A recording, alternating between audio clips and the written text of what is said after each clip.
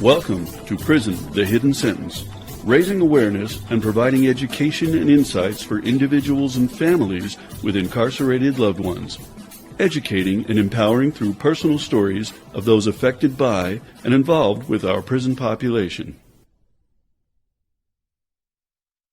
Hi, this is Julia Lazarick with Prison, the Hidden Sentence. Today you'll hear the first of a two-part talk with Ro and Adam Clausen.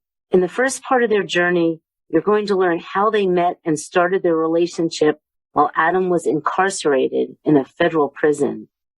It's the amazing story about how Ro learned about the carceral system. She took what she learned to help others and never gave up hope that someday she would be able to create a life and family with Adam on the outside.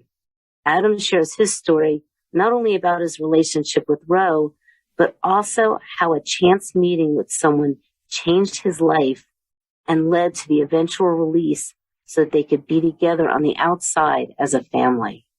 Ro and Adam, thank you so much for being here today. It's so good to be here with you, and I'm so looking forward to hearing your story. And let's just start from the beginning. How did you two meet?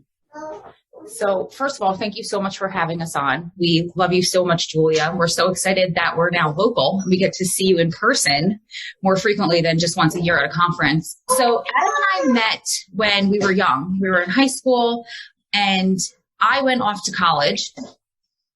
Adam went off to prison. He had a little bit of a different education. And then while I was away, he was released. And we completely lost touch.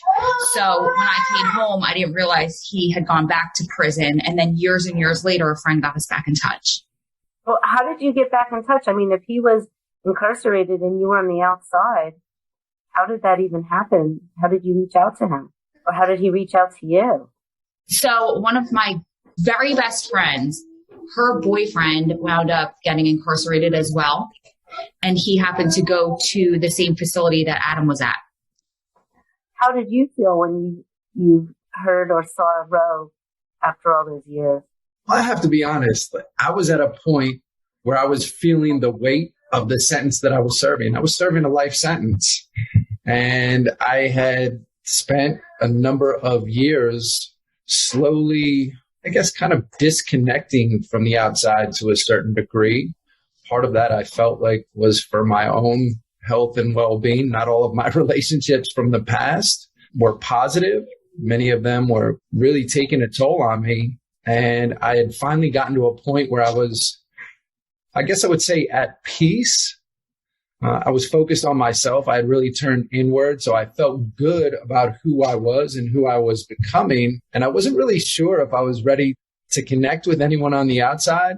But through this friend, Ro and I started exchanging emails.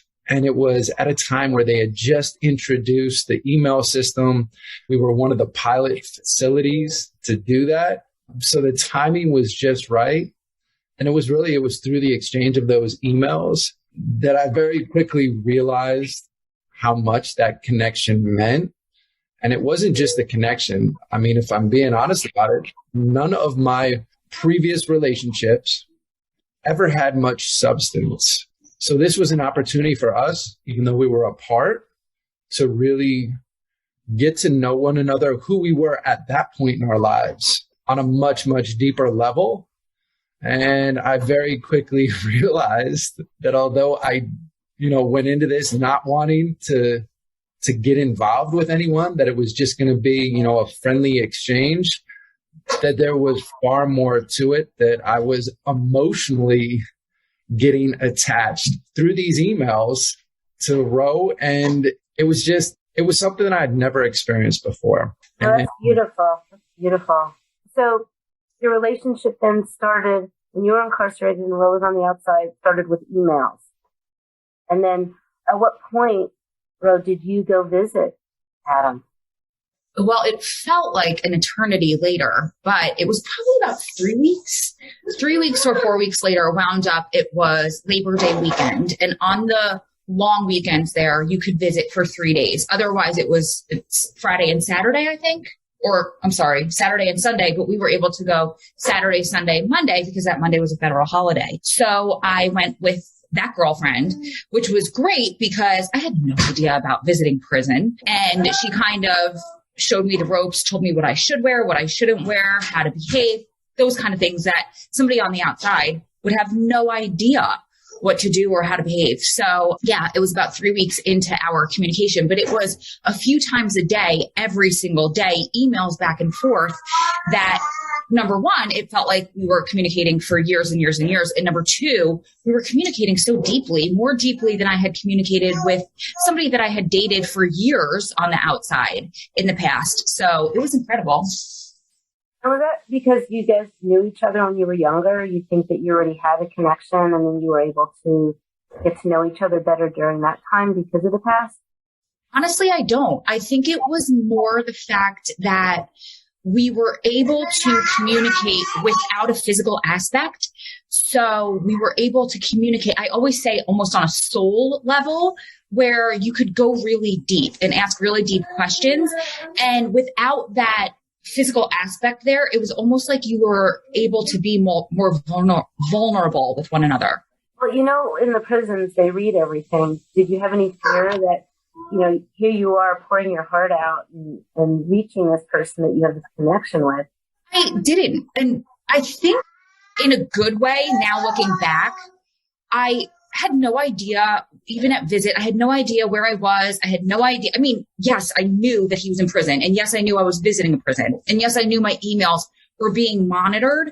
But I just enjoyed this communication with him. And I was developing such a sweet, deep relationship with him that was the last thing in my mind. Now, you have to remember, we weren't talking about anything criminal or anything other than like what makes us tick and operate on a deep, deep level that just kind of was, that it was an afterthought, if that makes sense. I wasn't worried about it because I wasn't doing anything wrong. And I just kind of, maybe it was a denial thing because you're not used to that, but it never really bothered me. So let's move forward. You now have a relationship with somebody that's incarcerated that has a life sentence, but you know that he's your soulmate. You have this deep level of connection. I don't want to say he's the one because I don't want to assume that he is. So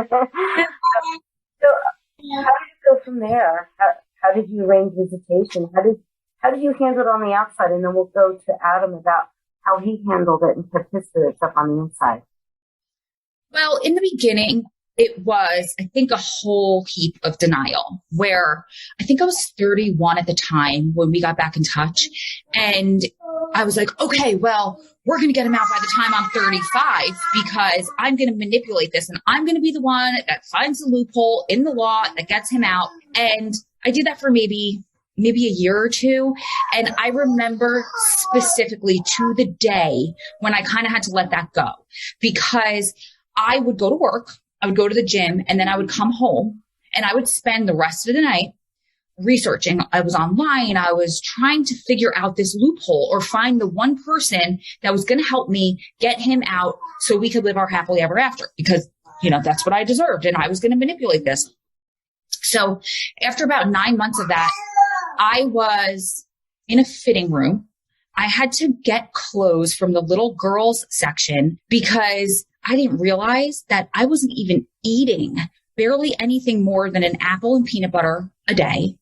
And I was just living on coffee, unfortunately, cigarettes at that point.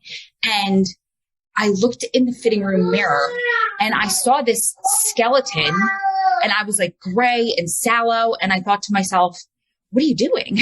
I can't do this anymore. Like it's not just on me. And if we're going to fight to get him home, whenever that's meant to be, if it's meant to be, then I have to be healthy. I have to keep myself healthy and I have to find healthy coping mechanisms to get myself through this. So at that point, and we always bonded over our health and wellness. We both just love it. We both have always on our own had a passion for it. So I don't even know why I put that to the wayside, but ever since then until he got home, I would go to work. I would have my routine. I would keep a schedule. And then I developed a nonprofit for women and family members who were also going through this at the same time, because I figured if I could use what I learned and how I coped with this to help other people, then at least I was doing something constructive and positive with all of this negative that was surrounding his sentence. It was from there, it was just one day at a time. And the last thing that I did to really, really get myself through this, because there were ups and there were downs and there were highs and there were lows, and we thought we were going to get him home and it felt really close, and then the rug got pulled out from under us, and then the next time it felt even closer and the crash was even harder, and this went on year after year. So we developed this thing called the 24-hour rule, where you can't just say magically like, oh, everything's going to get better and I have to positive myself through this. That's not human nature. It's not going to work. You're going to head yourself into a deep, dark depression if you do that. So I gave myself 24 hours to feel my feelings, maybe call out of work if it was that bad, and to just really wallow. But after 24 hours, I had to get up and I had to live my life, and I had to do the things that I needed to do, my coping skills, but also like my responsibilities to get through every single day in order to make sure I didn't fall into a depression. So in 24 hours, the sun didn't magically shine and everything was just happy again because it was 24 hours later. But after a few days, I felt good because I was eating healthy again. And for me, exercise is really important for my physical health, but also my mental health. So after a couple of days of those exercise endorphins, I would feel better. And then we would communicate in a way where we would help one another get through. And I felt better. So it was just a day in and day out, one day at a time thing. I think those are some really good coping skills that you've shared. And I'm glad that you were able to get through it, because it's really tough when you have somebody that's incarcerated. Yeah. And just getting through it and helping others. I mean, giving. You don't realize that when you're really in a place where things are not good, but you're able to give, that really helps too. And the working out and the endorphins. And I just want to make a note here to everybody that's listening is, yes, they do have a baby that's in the background, and we'll hear more about that later. But right now, we're just focusing on what it was like for them when Adam was incarcerated. And Adam, do you want to talk about how you kept your spirit up? How did you stay so positive during this time? Because I know that both you and Ro helped each other, supported each other, and loved each other during this time.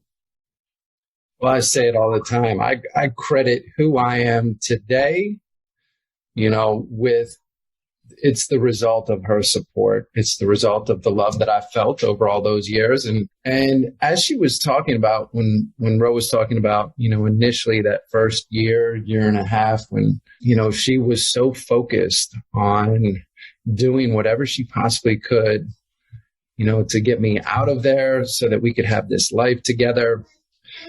That was really instrumental in me finding, external motivation, knowing that there was someone else depending on me to do everything that I could possibly do on a day-to-day basis to ensure that eventually I would get out. I think a lot of people succumb to the depression, the despair, the sense of hopelessness because they feel isolated. They don't feel maybe even worthy of that second chance. So when someone comes along and is so committed, is so supportive, sometimes that's what we need. So for me personally, that was a huge piece of me staying positive, of continuing to work on those things every single day, even on the days when I didn't feel like it, when I didn't want to get up out of bed, when I looked around me and all I saw was the negative. That's what kept me going. And I also want to point out that it was during that initial period when Ro, through her diligence online, searching for means to get me out of there, to find that loophole that she talked about, that she connected me to an individual who, while he was in prison, became a paralegal and then eventually an attorney. And it was through that connection, that relationship, ultimately, all these years later, that individual was the one responsible for helping us finally gain that release through that through the motion that got us through the courts. It was through that individual. That connection would not have happened without Ro being so committed, tracking down, all of those possibilities. So none of that was in vain, but unfortunately, it did come at a cost. You heard her talk about her physical health. I think there were times where my own health suffered, where we went through the highs and the lows. There was a lot of expectations where it seemed like the end was near, where we were holding on to hope, and only to have those aspirations dashed, and come tumbling back down. But we were there to support one another. We were there to support one another through both those difficulties, but also in those times when things were good. We supported one another in continuing to grow and evolve. And I think that this is the key to relationships, not just in situations like this where we were separated, where we had to focus on finding that connection. But I think relationships in general, if you're not focused on growing together, evolving together, then you tend to slowly drift apart. And unfortunately, I believe that's what happens in most relationships. So despite our physical separation, we were able to focus on those points of connection and very intentionally do things together, like our daily journaling, which we did for many years together. And we would exchange those on a daily basis. So we were constantly checking in with one another. And the skills that we developed by both becoming certified coaches, having those tools to really build our relationship over time and increase that connection, I can't imagine, how our relationship would have gotten to where it is today without having gone through all of those tumultuous times, overcoming all of those adversities, and being able to clearly communicate and support one another through those. That's what built the foundation. And that's why today, we have the strength of relationship that we have. You shared so much. Just having each other and having that support is so, so important. And Ro and Adam, I just commend you both for pursuing that. Ro, if you hadn't gone that one day, if your friend hadn't said, hey, Adam's in here, and why don't you touch base with him? If you hadn't reached out and started that communication, there's something inside you that must have just said, let me try it. I'm interested. It's really funny, Julia, because originally I was like, no, I don't think that's a good idea. And just the timing of everything is impeccable. I had just broken up with this guy, and it just, in my head at the time, I was like, oh, another one. They're all the same, blah, blah, blah. And she was like, just get back in touch with Adam. Like, just bounce stuff off of him, just, it's an outside opinion. So I wasn't going to do it. And I did. And then after that first visit, I was talking to another girlfriend, and she's like, how did it go? And I was like, incredibly, like, he's perfect. He's perfect for me. And it's a big cruel joke because I can never have him. And my girlfriend at the time said, why don't you just continue the friendship and see where it goes, and just for one time in your life, follow your heart? And that's what I did. Well, I'm glad you did. And I wanted to go back to Adam, because he just shared so much about what it was like being on the inside. And one of the things that he spoke about was in the beginning about disconnecting. And for me personally, that helped me because my brother did that. And looking back, that he disconnected. And for you to be able to go from that, I'm in here, I'm disconnecting, I'm not going to be feeling because I've got to take care of me and my situation, to go from that and then to be able to open your heart. I just want to let you know that really helped me understand what my brother was going through. And I think a lot of people do that. So how do you go from that protecting yourself, disassociating, right? Because for your own sanity, because of where you are, to being able to start opening your heart and letting people in? That's the most challenging part for, I think, everyone, right? To really allow yourself to be vulnerable. And when you are in a situation like that, when you're incarcerated, you feel extremely vulnerable all the time because you're at the mercy of other people. So I believe that the tendency, the way that I always dealt with it, was to try and control at least myself, everything, immediately within my circle of influence as much as I possibly could. And that's generally the relationships. And you'll hear guys, men and women on the inside, will hear like, I just need to do me. I need to do my time. And somehow the rationalization when you're on the inside is that if I can completely disconnect from the outside world, I will be able to protect myself, insulate myself from those things that if I don't think about them are only going to cause me more pain and heartache and shame about what I've done, or regret, remorse. Is generally negative emotions that are attached. So as much as we want to be able to receive some sort of love and support, it's all of those other negative emotions that come along or flood in as a result. And I think often people on the inside choose instead to just disconnect. Let me just cut myself off. I'll live in this small space. I'll get into my daily routine. And the routine in any sort of facility is very repetitive. I mean, it really is. It's a structured routine, and you can get lost in that.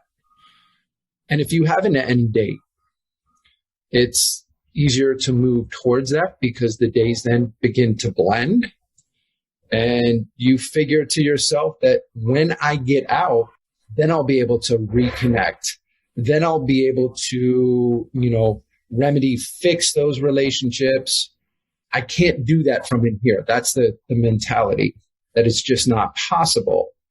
For me, having the support that I did from Ro and eventually from some other family members, friends, I had to learn that over time, that connection is what pulled me out so that I did not succumb to all of the other negativity. But it took me being very vulnerable, acknowledging that. And that was the biggest hurdle to overcome. And I saw it all too often that, other people around me weren't willing to do that. And I'll add one more thing, is that depending on the level of security, our relationship started, I was in a level 6 maximum security federal prison. That's as difficult as it gets, as separated as you can possibly be from the outside. In that environment, it's very, very difficult to have connection. It's not, the system structurally is not set up to promote that. It's meant to separate.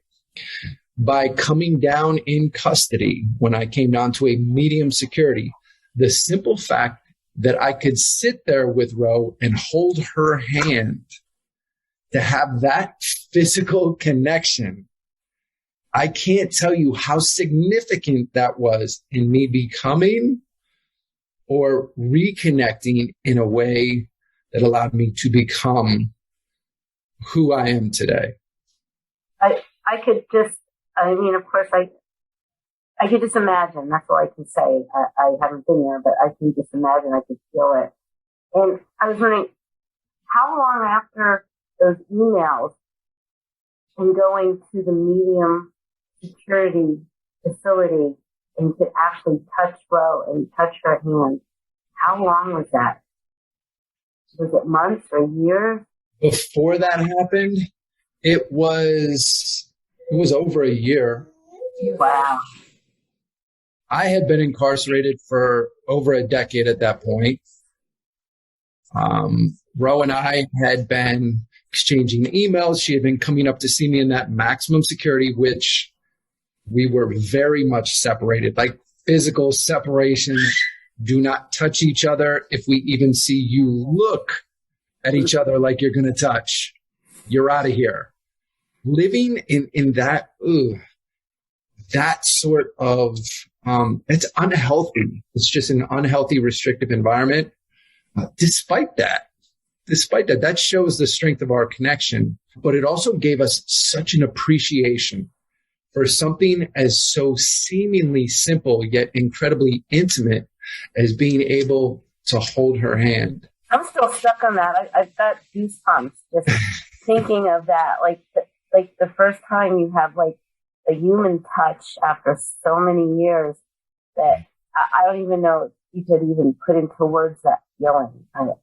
That just is really, really hard to hear that, there's no human touch for all these years. And then that first touch, I can't even imagine it. You got me. One of my not favorite memories, but a memory that kind of defines that in a lighthearted way is there was one point where we were sitting in the very last row of seats. So the seats were set up, they were individual, but if you think like church pews, okay, and all the seats on one side were facing the middle, and then all the seats on the other side were facing the middle, and there was an aisle. And there was an aisle behind you at the end of vending machines. And right next to us, so we're the last row, last set of seats, there's a pillar, maybe about a foot away. And instead of walking around the pillar to get to the vending machines, people were cutting through. And Adam was sitting on the end and I was sitting right next to him. And he was kind of jumpy as everybody walked through. So I said to him, why don't we switch seats? And he was like, no. Adam was always so good at being so positive and thinking so forward. He said, well, I'm going to have to get used to this for when I'm on the outside. Now, he didn't even get released for another 8 years, but that's just Adam. So he got up to go to the bathroom. And while he was gone, I switched seats because in my head, I thought, yeah, you'll have to get used to it eventually, but I don't want you to be miserable and suffer through this whole visit. So we switched seats. And when he came back, he sat back down. And first of all, that just shows how jumpy you get after not being touched for so long and being in that high stress environment for so long. But then I said something joking with him and I poked him on his side because at this point we were in the medium where we could touch and we were allowed to. So I just poked him and he jumped and he looked at me and his face was serious. He said, oh my God, I didn't even know I was ticklish. And that was just, it was funny, but in the moment I was like, wow, you haven't been touched in so long. You didn't even know, you don't know you're ticklish. So just kind of a lighthearted illustration of what happens. Well, the word tickle just makes you laugh. So that I know. So there we go. We lighten the mood. Serious. You don't realize. Oh my gosh. Yeah. Yeah. And we're not even talking about, when loved ones come home. I mean, while they're incarcerated, that all of the things, all of the changes and the strength that Adam got while he was incarcerated and you being there and you guys supporting each other. I mean, it's a two-way street. If you have somebody that's incarcerated, you're supporting them, but also they're supporting you. So it is a family. It is a connection. And you can have a relationship. It was something that I didn't understand when my brother was first incarcerated, but I understand it now. So we're going through your journey of when he was incarcerated. Is there any other stories or anecdotes that you want to share until we go next talking about release and how that happened? Oh my gosh. I was going to say hundreds, but we probably have thousands of stories. So I could tell you this. I did document most of my journey on my YouTube channel. Full disclosure, now there's a lot of mommy stuff on there just because I wanted to document that and kind of diary it for Christian when he gets older. But for anyone that's going through it, it was literally like, here, I'm going to visit this weekend, come with me, and here's what you can wear, and here's what you can't wear, and here's how to get through the metal detector, and make sure you wash your hands and bring your money. So I think that instead of me sharing more stories for people that need it, it's all there for years for you. Yeah, and we'll put the link in the transcript, so it'll be in there. And yeah, I've watched those videos, and I just love them. I think one of my favorite ones is, and because I'm not so good at it, is like you're talking, you're putting makeup on, and it was just like so perfect. I was like, that's awesome. I love makeup on. Thank you. So it was, but a lot of them are really, really good and helpful. So we'll definitely put that out there. And I think that helped you too. We're talking about giving, right? That when you're going through something, that also helped you release the journaling you guys did, the videos. Anything else that you want to share that helped you guys while Adam was incarcerated? I would say, one of the things, the focal points that really brought us together, that gave us that initial connection, was a shared passion for fitness, all things health and wellness related. And, we were both at a point in our lives where that was something that was a priority for us. We were looking to live more healthy, both kind of transitioning into that. So it was a point where we could grow together. And it remained a key focal point, and does to this day, of our relationship, where we made a point early on to continue to share that experience and to find a way to use that to bring us together. Specifically during those times where things were really, really tough, instead of each of us, going inward, getting caught up in the depression and just all of those emotions, we used that shared passion as a means to constructively work through individually some of those emotions to give us a healthy outlet for them. But it was also that point of connection. What I mean is, I love program design. I spent a lot of time teaching fitness classes.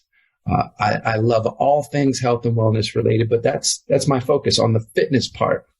Ro has the complementary side of, she loves all things health and fitness, but really, really enjoys the nutrition side. So the nutrition and the fitness is something where she and I would always connect on. So on a daily basis, I would write up workouts that we could share, that each of us could do. Obviously, we're doing these separately. We don't get to work out together, but we would do them and then exchange results, talk about it, some of the challenges, and something so seemingly simple became a healthy, productive outlet for us, but also a point of connection. And it's remained that same point of connection in our lives today, because we carried that practice with us from the inside to the outside, where now we look forward to working out together every day. And we do have a new addition to our workout crew. Christian comes with us every day. So we're trying to set those same healthy habits for him early on. Yeah. Well, yeah, creating those programs and now being able to do them together, that's awesome. And so when you were incarcerated, you were keeping yourself fit. You were working out. And I have two questions there. Weren't you also helping other people that were inside, lifting them up? Sure. For me, I felt very fortunate that I was able to find my passion for fitness and have a constructive outlet, because in prison, there's very few outlets. And I had someone who carved out physical space, which is at a premium. It's very hard to find that in prison. And this individual became a mentor, a dear friend, carved out this space and gave me the opportunity to first work with him in delivering these fitness classes, and then my own classes, which evolved into a multitude of different facets, whether it was yoga and indoor cycling classes, HIIT training, weight training. So I had all these different avenues where I got to really explore that passion. And I found my sense of purpose in having the opportunity to share that passion with others. So passion, purpose, those two things really helped to keep me in a good place mentally, physically, despite the environment that I was in. And that was something that was able to carry me throughout, over 2 decades in those environments. And again, it became a point of connection in my relationship with Ro. So finding a way to bring all of those things together was instrumental in me maintaining that positive frame of mind throughout, and my physical health, right? Because I wanted to make sure that eventually when I got out, that Ro and I had many, many good years, healthy, fulfilling years together. You were talking about the type of workout that you're doing. And was there a gym in the prison? I didn't think that prisons had gyms. Are these courses that you taught after you got out? These were all on the inside.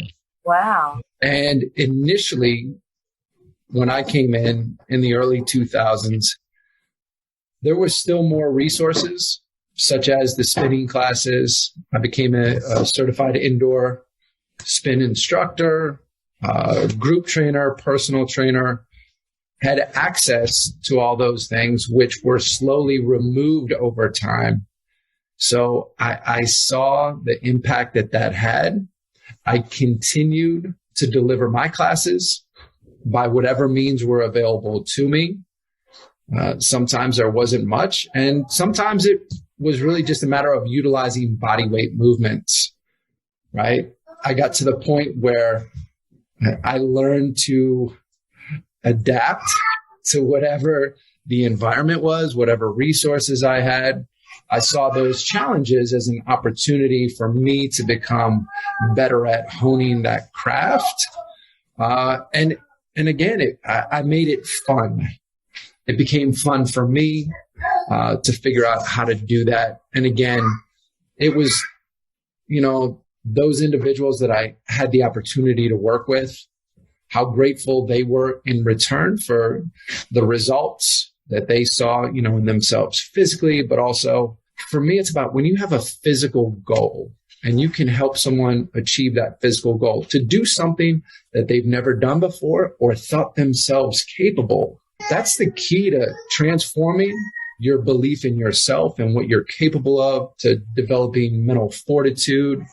So it was incredibly fulfilling for me to be able to work in that arena for so many years and to see so many individuals, transform their own mindset and ultimately, achieve some pretty incredible things, not just inside prison, but to have them then reach back and let me know the great work, the lives that they were leading on the outside. That was really fulfilling for me as well. Yeah, it's both you and Ro. You're taking the situation that you've been through when you're going through it, and you've given back. You've helped other people by sharing your journey, by sharing your passions. And that's something to feel really good for. And I think it is really fulfilling. And I love what you said, that you took challenges and they became opportunities. And just the last question in this section that I have for you, Adam, is that you talked about nutrition, and in a lot of our meetings that we have, we do support for family members. They worry about the food that their loved ones are getting. And so, having this relationship with Ro and talking about nutrition, how are you able to even do that, while you were incarcerated? Those conversations were very aspirational, right? Yeah. We used to joke around about the meals that I would make on the inside. And honestly, you heard Ro laugh. It was about making the best of very limited options. Healthy choices are relative under those circumstances. You do the best that you can. Sometimes it's incredibly frustrating because the more knowledge I gained on nutrition and well-being, the more frustrating it became because I didn't have those options. Regardless of where you are, having access to the food that they generally provide or what's available in the commissary, which is going to have an extended shelf life, tons of preservatives, other things that clearly are not healthy for you. You just have to be committed to doing the best that you possibly can. And part of my motivation or my aspiration was to get to the grocery store one day and for us to be able to walk through like the fresh produce aisle. I used to talk about this all the time. I can't wait to see like the fresh yellow, green, red bell peppers, fruits, vegetables, because those were things I was so starved for that I couldn't wait to have access to again. To this day, And I've been out, we're approaching 2 years now, a little over a year and a half. And I still have the same excitement when we go into the grocery store. Which is basically every day.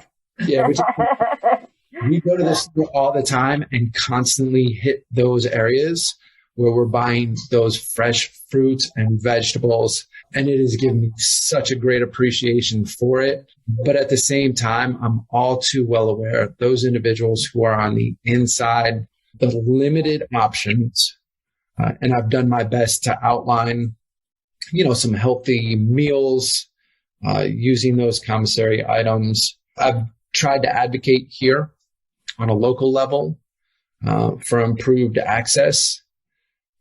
It's one of those things where it's just, it's the first place where budgets are cut, yet there is the most minimal margin for savings, which doesn't make any sense.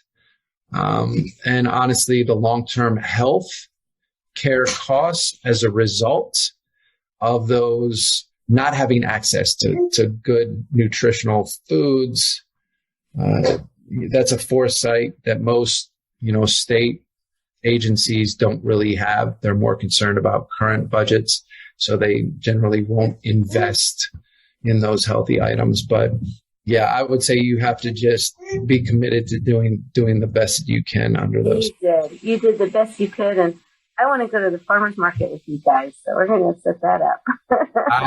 I'm down. You set it up. We'd love to go. We'll do that. And we wanted to talk about now your release. And you had the ups and downs. And so who wants to share about how did this happen? This was somebody that you said you introduced, Ro introduced to Adam, like early into the process of your relationship.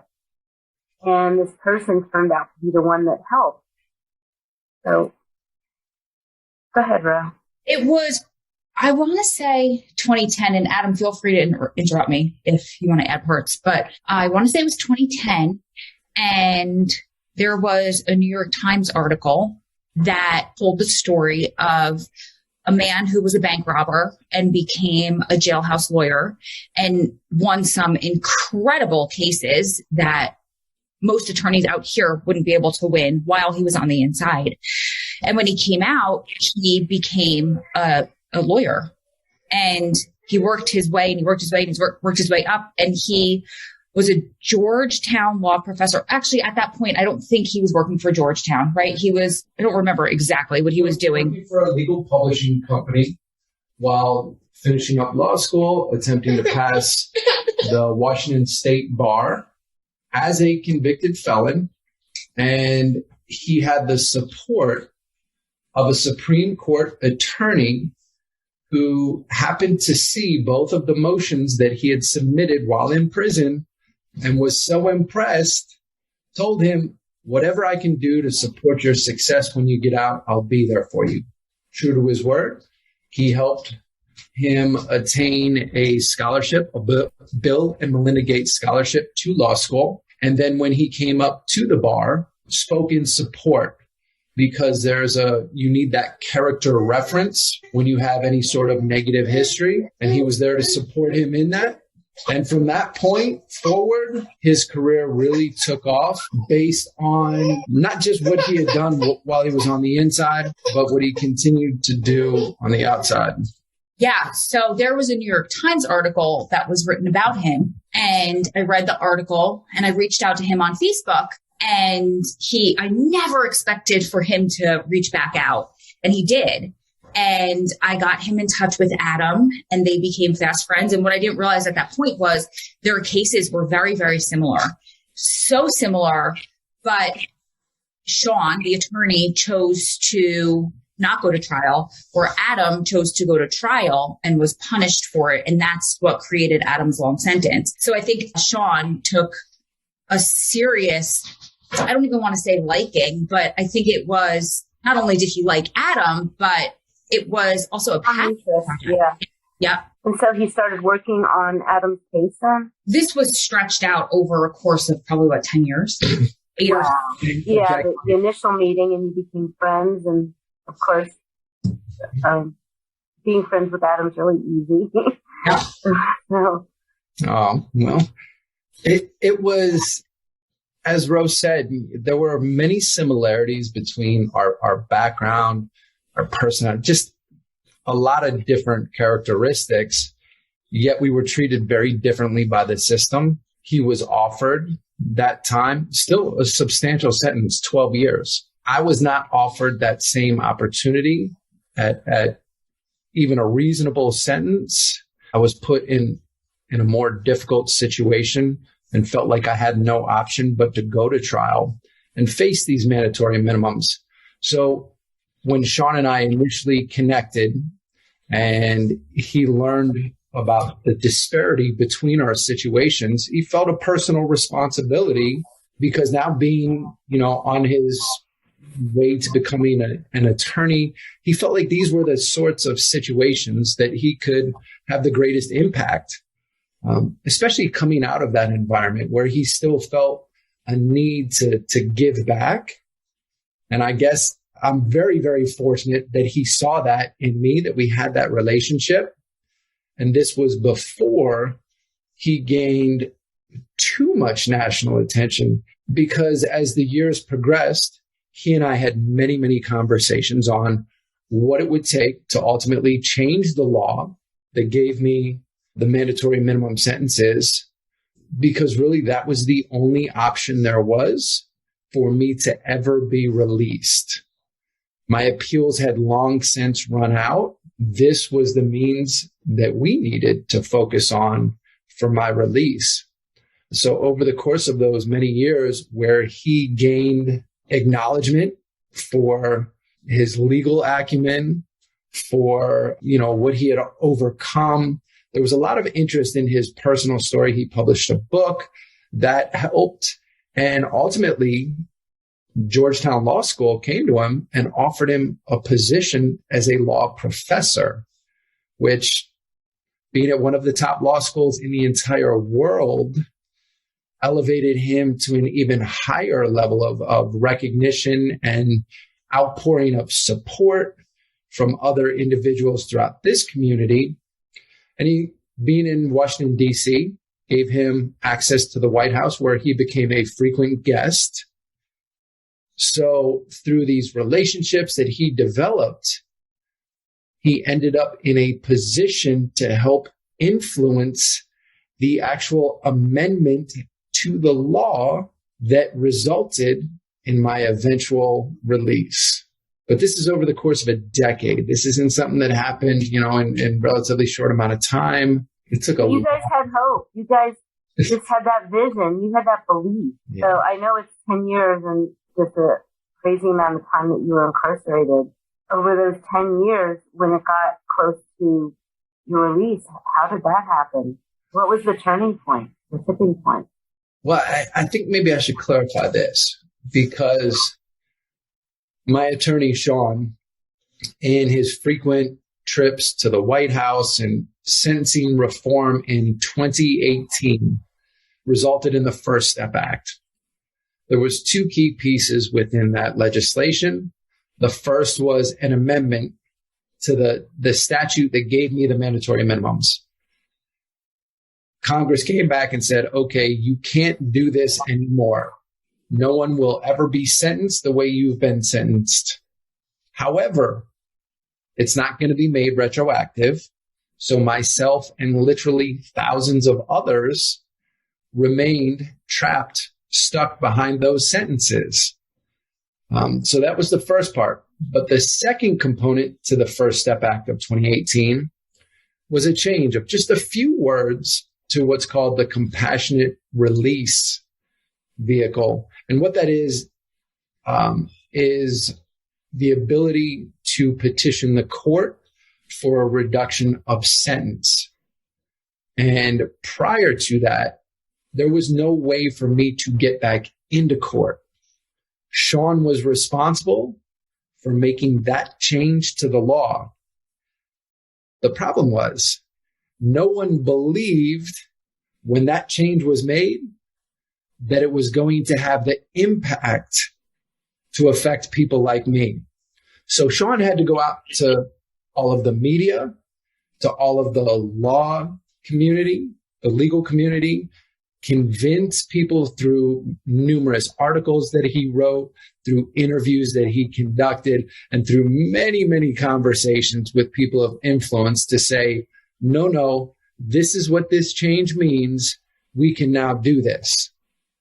That is a Herculean task, right? Because very few people believed what he believed at that time, but he remained committed to it and ultimately used my case as the example for how this could be done and why it should be done. And he effectively changed everyone's mind as to what was possible. And I would like to say that it was my case that really did this, that, broke the doors open, but that's not how it went. My case was used as an example in thousands of other cases where people were first granted relief, which I got to tell you was kind of stressful for us to sit on the sidelines for years, allowing the case law to develop in support of my release. Because the reality is that there's politics involved. I was serving a life sentence. I had 213 years. We always knew that would require a judge, a person of influence, either the judge or the president, to put their name on a piece of paper granting my release. That's viewed as a severe political liability, considering the time that I had, the charges that I had, and the prior convictions that I had. So we knew what we were up against.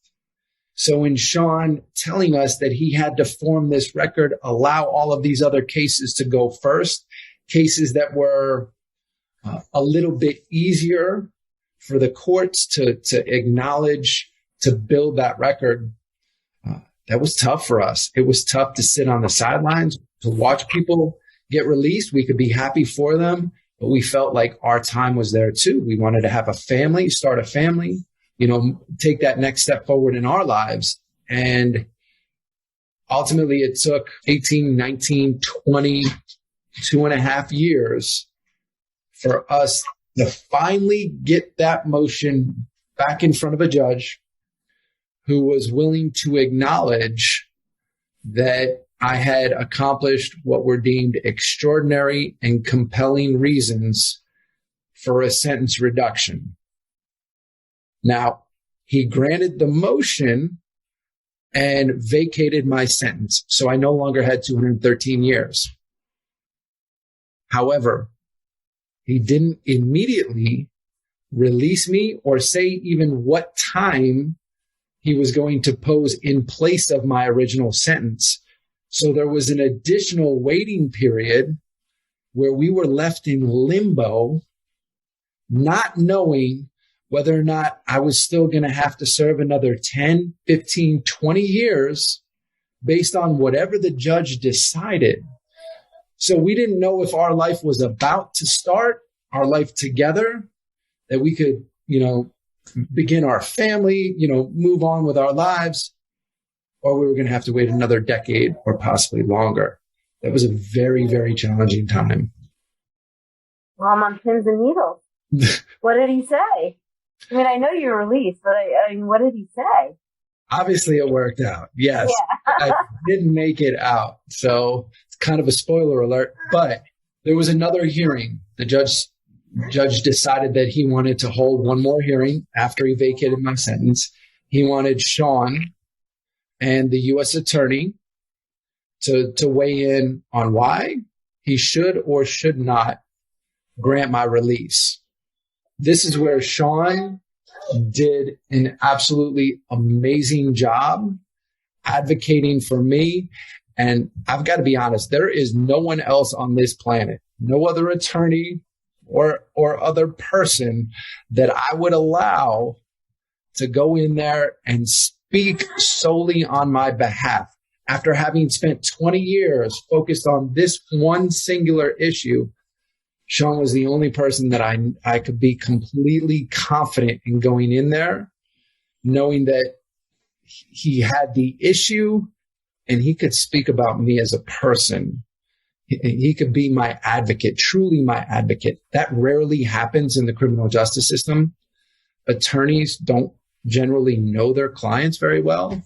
And here's someone that I have a close personal relationship who can go directly to the source, speak to them on my behalf. So I left that in his hands, which was a bit of a challenge, but I left it completely in his hands. He did such an outstanding job advocating for me that the U.S. attorney, the government, said they would not deny or they would not oppose my immediate release. And furthermore, they would not appeal any decision that the judge handed down. Since he had already considered he had the authority to vacate my sentence, they had no further objections. They supported my release. And in doing so, that allowed the judge the full autonomy, basically the political cover as well, because he could say, well, the government went along with it. That allowed him, it freed his hands to finally impose a sentence of time served, which was my immediate release. That's an amazing thing. That's what we had always dreamed of. That moment coming to fruition was kind of hard to believe when it actually finally came. And as much as we wanted to celebrate, I got to be honest, when I got the news, like, there was some hesitation. It was like, wait a minute, it's been 20 years. Is this real? Is this actually happening? She's about to come pick me up out front. I'm going to walk out those doors that she has walked in all these years, over a decade, to come see me and visit. And I'm about to go out those doors and meet her in front of the building. I could envision it perfectly, but it's still, there was like that hesitation, and it didn't happen immediately.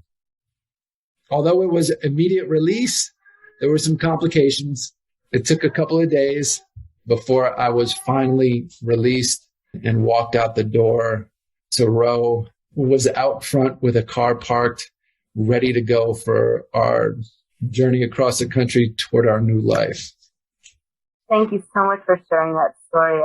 I think this is a good time to end this portion, and we're going to talk next about that day of being released and life after, and the new addition to your family. I want to thank you both, and thank you so much for sharing your story, all the background and everything you've been through and where you are now and your successes and just everything that you've been through.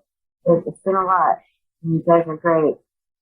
So I'm going to thank you and sign off right now. Well, thank you. We appreciate you having us on and look forward to taking that trip to the farmer's market. So we will. We will. This is Julia, and I just want to take a minute to tell you about the Prison, the Hidden Sentence book. There's so many things that you need to know when a loved one's taken into the prison system that nobody tells you. This book will provide valuable information to help you as you go through the stages of the prison system with your loved one. I also share stories so you know that you are not going through this alone. Prison, the Hidden Sentence book can be purchased on Amazon. You can hear more stories or share your story at prisonthehiddensentence.com and follow us at Hidden Sentence on Facebook and Twitter. We are Prison, the Hidden Sentence, raising awareness one story at a time.